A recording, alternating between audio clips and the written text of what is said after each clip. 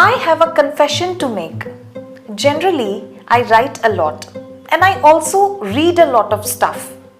पर आज तक किसी भी स्क्रिप्ट को लिखने में मैं इतना नहीं अटकी जितना इस पर्टिकुलर स्क्रिप्ट में I found myself to be stuck. पता है टॉपिक क्या है? फादर। 14 फरवरी मातृ पितृ पूजन दिवस पे जब मैं पिता पे लिखने के लिए बैठी तो समझ में ही नहीं आया कि शुरुआत कैसे करूं। दिमाग में बातें बहुत सारी आ रही थी पर मुझे ये समझ नहीं आ रहा था कि अपनी फीलिंग्स को, अपने इमोशंस को मैं शब्दों में कैसे बांधूं।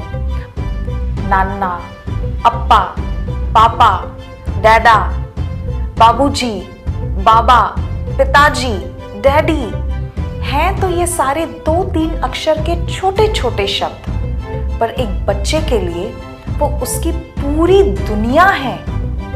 पिताजी बाहर से देखने में जितने सख्त लगते हैं, भीतर से वो उतने ही नरम होते हैं। बाहर से वो जितने बेपरवाह लगते हैं, भीतर से उतनी ही ज्यादा चिंता होती है उन्हें अपने बच्चों की। बाहर से जितने खड़ूस नजर आते हैं, भीतर से उतना ही ज्यादा प्यार भी करते हैं। बस वो कभी अपनी फीलिंग्स को एक्सप्रेस नहीं करते, या शायद उन्हें एक्सप्रेस करना आता ही नहीं है। Many a times, the sacrifices that fathers make for their children and the depth of love that they carry in their hearts for their children, all this goes unnoticed only because they are bad at expressing themselves. But that doesn't mean that fathers don't love their children. They don't care for them.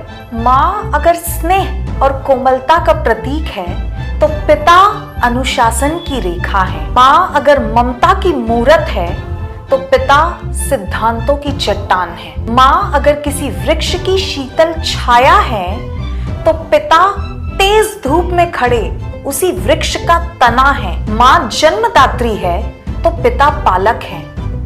माँ अगर शिल्पकार है तो पिता वो आधार है जिस पे मूर्ति टिकी हुई है।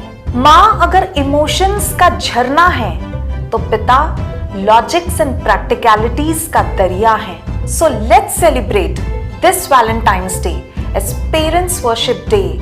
Late us give our father the love, honour and respect he truly deserves.